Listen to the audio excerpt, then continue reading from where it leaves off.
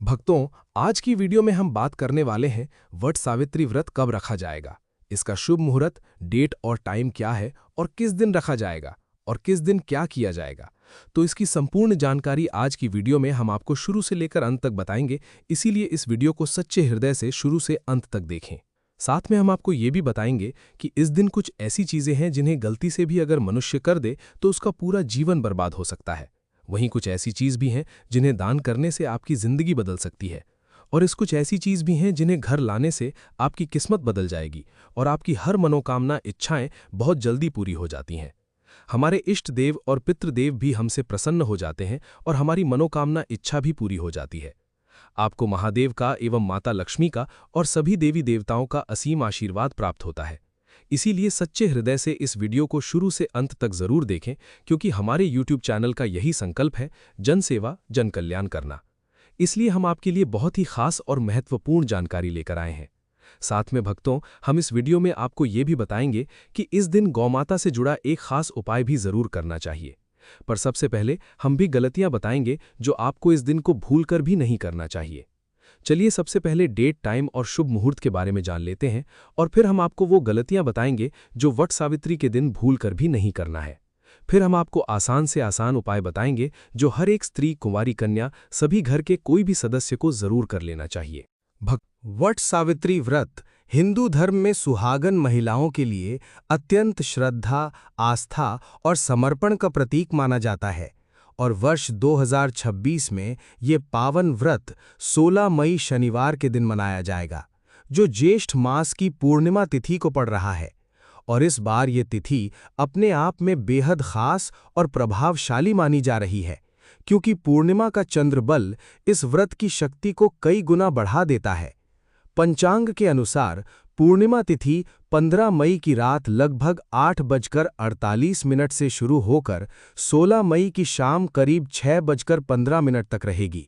इसलिए उदया तिथि के आधार पर व्रत 16 मई को ही रखा जाएगा और इस दिन का शुभ मुहूर्त प्रातःकाल 5:30 से लेकर 9:45 तक विशेष फलदायी माना जा रहा है।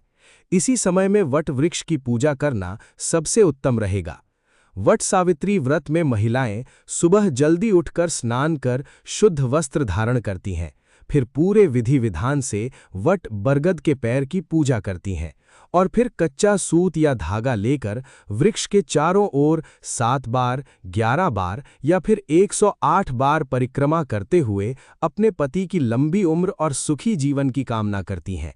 साथ ही सावित्री और सत्यवान की कथा सुनना इस दिन अनिवार्य माना जाता है, क्योंकि यही कथा इस व्रत की आत्मा है। कही जाती है कि इसमें बताया गया है कि कैसे सावित्री ने अपने दृढ़ संकल्प और भक्ति से यमराज से अपने पति का प्राण वापस ले लिए थे। इसलिए इस व्रत को अटूट प्रेम और निष्ठा का प्रतीक माना जाता है। इस बार का व्रत खास इसलिए भी है क्योंकि ज्योतिषीय दृष्टि से चंद्रमा की पूर्ण स्थिति मनोबल, शांति और पारिवारिक सुख को बढ़ाने वाली मानी जा रही है, जिससे इस दिन किया गया व्रत और पूजा कई गुना अधिक फलदायी हो सकती है। महिलाएं दिन भर निर्जला या फलाहार व्रत रखती हैं और शाम के समय पूजा के बाद व्रत का पारण करती हैं। इस दिन सुहाग की वस्तुएं जैसे चूड़ी, बिंदी, सिंदूर आदि का विशेष महत्व होता है और इनका दान करना भी अत्यंत शुभ माना जाता है। कुल मिलाकर 16 मई 2026 का ये वट सावित्री व्रत एक ऐसा दिव्य अवसर बनकर आ रहा है जब सच्ची श्रद्धा और विश्वास के साथ किया गया हर छोटा बड़ा उपाय जीवन में सुख, समृद्धि और अखंड सौभाग्य का द्वार खोल सकता है। और यही कारण है कि इस दिन की महिमा को शब्दों में पूरी तरह बयां कर पाना भी आसान नहीं है। ये सिर्फ एक व्रत नहीं, बल्कि प्रेम, त्याग और अटूट विश्वास की एक जीवंत परंपरा है, जिसे हर सुहागिन पूरे दिल से निभाती है। भक्तों, अगर अभी तक अपने कमेंट बॉक्स में जय माता रानी नहीं लिखा हो तो जरूर लिख दीजिए, या फिर जयद्य सावित्री माता जरूर लिखें। चलिए अब जान लेते हैं उन गलतियों के बारे में जिन्हें जाने अनजाने में हर सुहागन स्त्री या कुंवारी कन्या और घर की सदस्य अनजाने में कर देते हैं। पर यह ऐसी गलती है जो भूलकर भी नहीं करना चाहिए, क्योंकि गलतियों को करने से आपका पूरा जीवन बर्बाद हो सकता है। इसलिए इस बात का विशेष रूप से ध्यान रखें। चलिए भक्तों, अब जान लेते हैं उन गलतियों के बारे में। बिना स्नान और शुद्धता के पूजा शुरू कर देना। सबसे बड़ी और आम गलती यही होती है कि कई महिलाएं या घर के सदस्य बिना पूरी शुद्धता के पूजा में बैठ जाते हैं। वट सावित्री व्रत में शारीरिक और मानसिक दोनों प्रकार की शुद्धता बहुत जरूरी मानी जाती है। सुबह जल्दी उठकर स्नान करना, साफ और प्रेफरेबली नए या धुले हुए कपड़े पहनना जरूरी होता है। कई लोग जल्दबाजी में बस हाथ मुंह धोकर पूजा शुरू कर देते हैं, जो इस व्रत की गंभीरता के हिसाब से सही नहीं माना जाता। ये व्रत सिर्फ एक रस्म नहीं है, बल्कि संकल्प और श्रद्धा का प्रतीक है। इसलिए शरीर के साथ मन की शुद्धता भी जरूरी है। अगर मन में गुस्सा, चिंता या नकारात्मक सोच लेकर पूजा की जाती है तो उसका पूरा फल नहीं मिल पाता। इसलिए पूजा से पहले खुद को शांत करना, भगवान का ध्यान करना और फिर विधि शुरू करना चाहिए। वट वृक्ष की सही तरीके से पूजा ना करना। बहुत से लोग वट बरगद के पेड़ की पूजा को हल्के में ले लेते हैं, जबकि यही इस व्रत का सबसे महत्वपूर्ण हिस्सा है। कई महिलाएं केवल एकाध बार परिक्रमा करके ही वापस आ जाती हैं या धागा ठीक से नहीं लपेटती। सही विधि में वट वृक्ष के चारों ओर 7, 11 या 108 बार परिक्रमा की जाती है और हर चक्कर में मन से प्रार्थना की जाती है। पेड़ को जल चढ़ाना, रोली, चावल, फूल अर्पित करना जरूरी होता है। कुछ लोग केवल फोटो देखकर या घर में पानी का नहकर पूजा कर लेते हैं, जबकि असली वट वृक्ष की पूजा का महत्व अलग होता है। ये पेड़ त्रिदेव का प्रतीक माना जाता है, इसलिए इसकी पूजा में लापरवाही करना व्रत के प्रभाव को कम कर देता है। सावित्री सत्यवान की कथा ना सुनना या अधूरी सुनना इस व्रत की आत्मा ही कथा है, लेकिन आजकल लोग इसे स्किप कर देते हैं या आधी अधूरी सुनते हैं, और ये बहुत बड़ी गलती है। कथा सुनना केवल एक परंपरा नहीं है, बल्कि इससे व्रत का महत्व और शक्ति जुड़ी होती है। कई महिलाएं पूजा करके जल्दी में निकल जाती हैं और कथा सुनने का समय नहीं निकालती, तो कुछ लोग मोबाइल पर थोड़ा सा सुनकर ही मान लेते हैं कि काम पूरा हो गया। लेकिन सही तरीका है कि पूरे ध्यान से कथा को सुना जाए या पढ़ा जाए। कथा के दौरान मन कहीं और नहीं भटकना चाहिए। माना जाता है कि सावित्री की कथा से ही व्रत की पूर्णता होती है, इसलिए इसे नजरअंदाज करना व्रत के फल को अधूरा कर सकता है। व्रत के दौरान क्रोध और कटु वचन बोलना। व्रत सिर्फ भूखे रहने का नाम नहीं है, बल्कि अपने व्यवहार को भी नियंत्रित करना होता है। बहुत बार देखा जाता है कि महिलाएं व्रत तो रखती हैं, लेकिन घर में गुस्सा करती हैं, झगड़ा करती हैं या किसी को बुरा भला कह देती हैं। ये सबसे बड़ी भूलों में से एक है। इस दिन विशेष रूप से शांत रहना, मधुर बोलना और सबके साथ प्रेम से व्यवहार करना चाहिए। अगर आप व्रत रखते हुए भी नकारात्मक ऊर्जा फैलाते हैं तो उसका पुण्य कम हो जाता है। इस दिन जितना हो सके धैर्य रखना चाहिए, चाहे कितनी भी परेशानी क्यों ना आए। याद रखो, भगवान भाव देखते हैं, सिर्फ पूजा नहीं। गलत या अशुभ समय में पूजा करना। कई लोग मुहूर्त का ध्यान नहीं रखते और अपनी सुविधा के अनुसार पूजा कर लेते हैं। ये गलती बहुत बड़ी है। वट सावित्री व्रत में सुबह का समय सबसे शुभ माना जाता है, खासकर सूर्योदय के बाद का समय। अगर पूजा बहुत देर से या अशुभ समय में की जाती है तो उसका प्रभाव कम हो, इसलिए पहले से सही मुहूर्त जान लेना चाहिए और उसी समय पर पूजा करनी चाहिए। जल्दबाजी में या देर से किया गया पूजन अधूरा माना जाता है। ये व्रत विशेष तिथि और समय के हिसाब से किया जाता है, इसलिए समय का पालन बहुत जरूरी है। सुहाग की वस्तुओं का अनादर करना। इस व्रत में सुहाग की चीजों जैसे सिंदूर, चूड़ी, बिंदी, बिछिया आदि का बहुत महत्व होता है। कई महिलाएं इन चीजों को सही तरीके से नहीं पहनती हैं या इन्हें हल्के में लेती हैं। ये बहुत बड़ी चूक है। इस दिन सुहाग की सभी चीजों को पूरे आदर और श्रद्धा के साथ धारण करना चाहिए। कुछ लोग पुराने या टूटे हुए आभूषण पहन लेते हैं, जो शुभ नहीं माना जाता। इसके अलावा इन वस्तुओं का दान करना भी बहुत पुण्यकारी होता है, इसलिए इनका सम्मान करना और सही तरीके से उपयोग करना जरूरी है। व्रत में नियम तो रहना, जैसे बार बार पानी पीना या खाना खाना। व्रत का सबसे महत्वपूर्ण हिस्सा उसका नियम है, लेकिन कई लोग इसे ठीक से निभा नहीं पाते। कुछ महिलाएं बार बार पानी पी लेती हैं या थोड़ा थोड़ा फल खाती रहती हैं, जबकि उन्होंने निर्जला व्रत का संकल्प लिया होता है। ये नियमों का उल्लंघन माना जाता है। अगर आप पूरी तरह व्रत नहीं रख सकते तो पहले से फलाहार का संकल्प लें, लेकिन बार बार नियम बदलना गलत है। व्रत में अनुशासन बहुत जरूरी होता है। जितना आपने संकल्प लिया है उतना निभाना चाहिए, तभी उसका पूरा फल मिलता है। पूजा में इस्तेमाल होने वाली सामग्री अधूरी रखना। कई बार लोग पूजा की पूरी तैयारी नहीं करते और बाद में भागदौड़ करते हैं। इससे पूजा में ध्यान भटकता है और विधि सही से नहीं हो पाती। वट सावित्री व्रत में जल और रोली, चावल, फूल, धागा, फल, मिठाई आदि सब पहले से ही तैयार रखना चाहिए। कई लोग धागा भूल जाते हैं या पूजा के बीच में सामग्री लाने लगते हैं, जो सही नहीं है। पूजा शुरू करने से पहले सारी चीजें एक जगह रख लें ताकि पूरे ध्यान और श्रद्धा के साथ विधि पूरी की जा सके। बड़ों का आशीर्वाद ना लेना। इस दिन बड़ों का आशीर्वाद लेना बहुत शुभ माना जाता है, लेकिन आजकल लोग इसे नजरअंदाज कर देते हैं। खासकर सास, माँ या घर के बुजुर्गों का आशीर्वाद लेना चाहिए।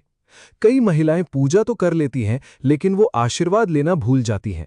ये एक लेकिन महत्वपूर्ण गलती है। बड़ों का आशीर्वाद व्रत के फल को और बढ़ा देता है, इसलिए पूजा के बाद उनके चरण छूकर आशीर्वाद जरूर लेना चाहिए। दिखावे के लिए व्रत रखना।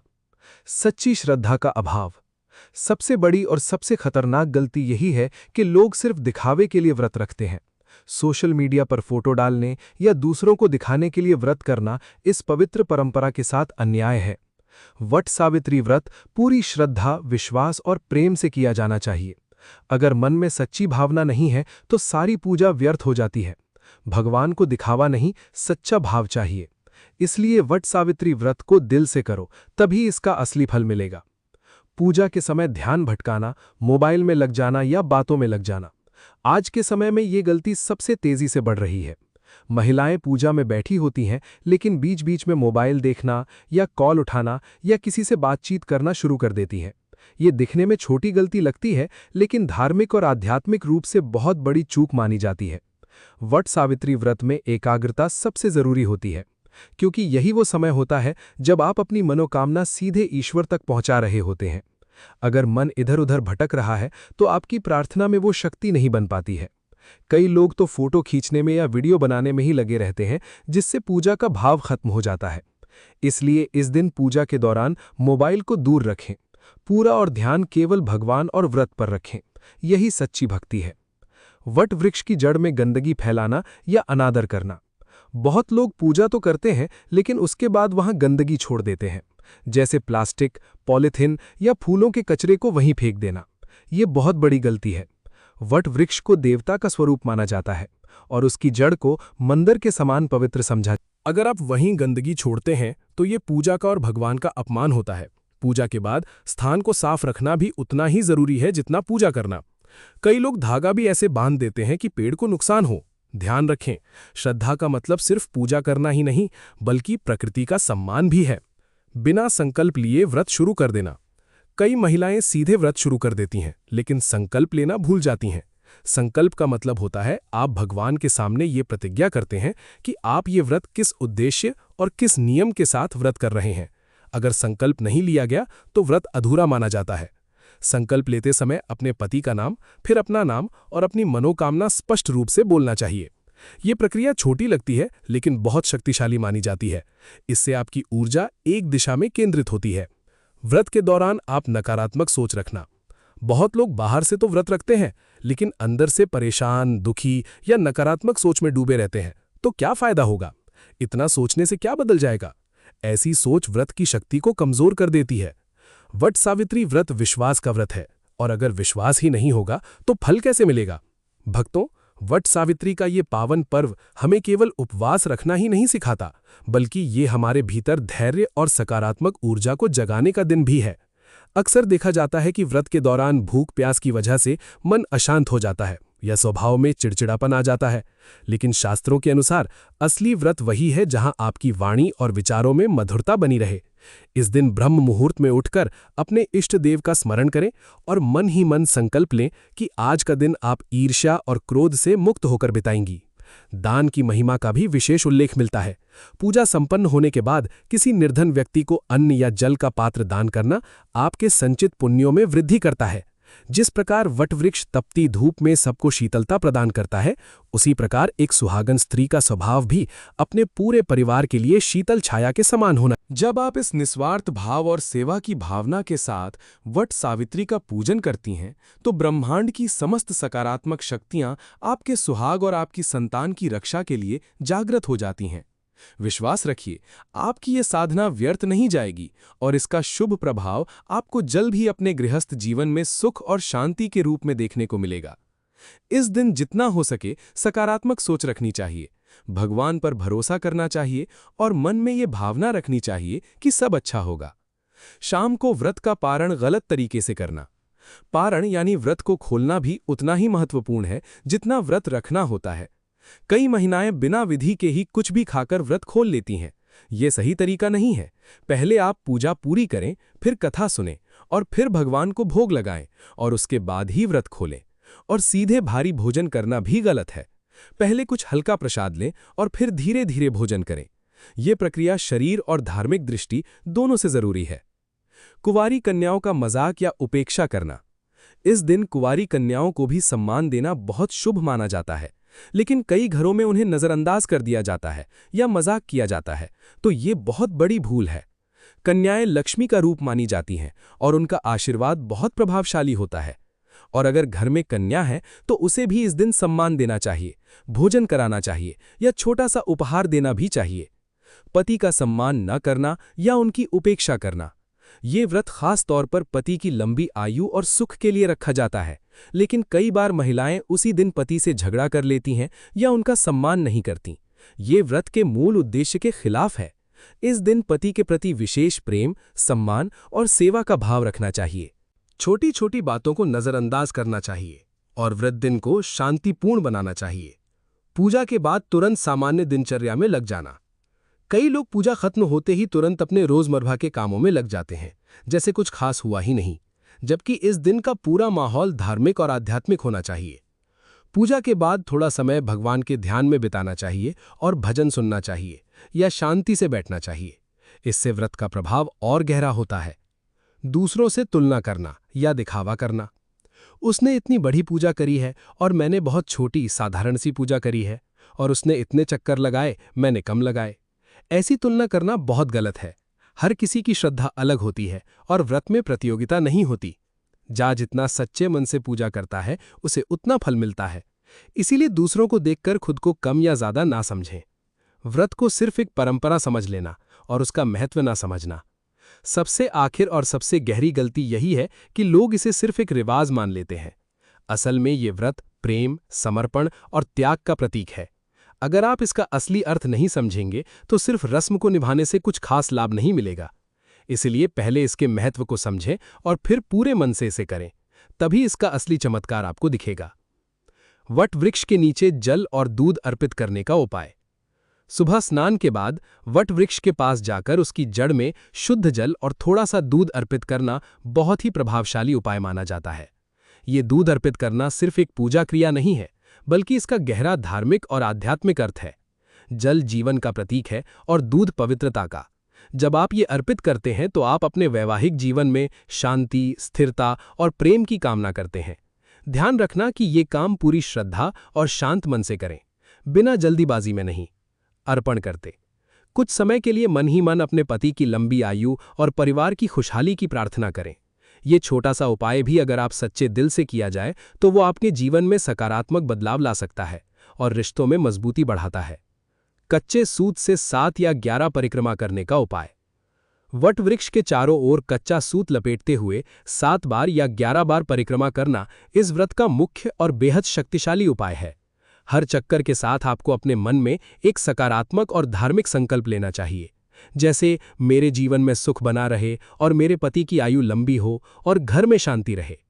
कई लोग बस चक्कर लगा लेते हैं, लेकिन असली शक्ति तब आती है जब आप हर परिक्रमा को एक भावना के साथ जोड़ते हैं। तो ये प्रक्रिया आपके मन को केंद्रित करती है और आपकी प्रार्थना को मजबूत बनाती है।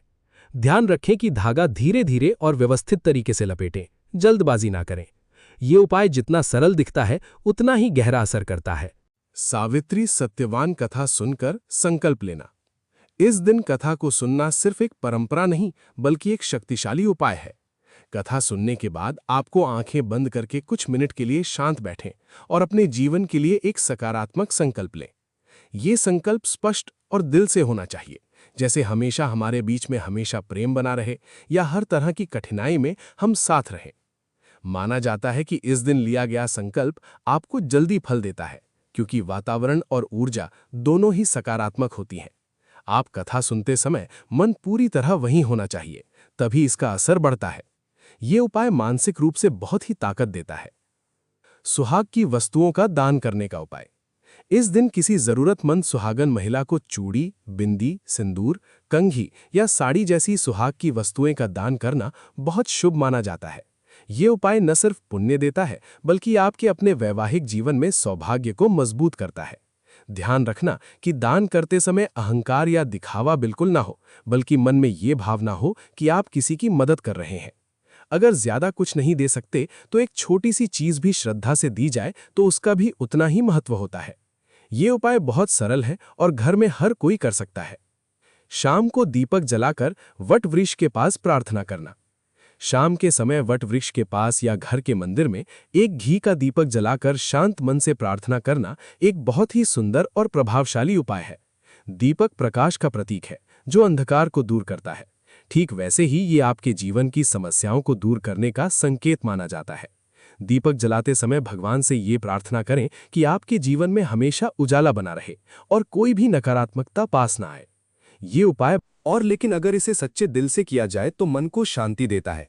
पीपल या वट के पत्ते पर अपनी मनोकामना लिखकर अर्पित करना है। ये एक बहुत ही खास और कम लोगों को पता होने वाला उपाय है।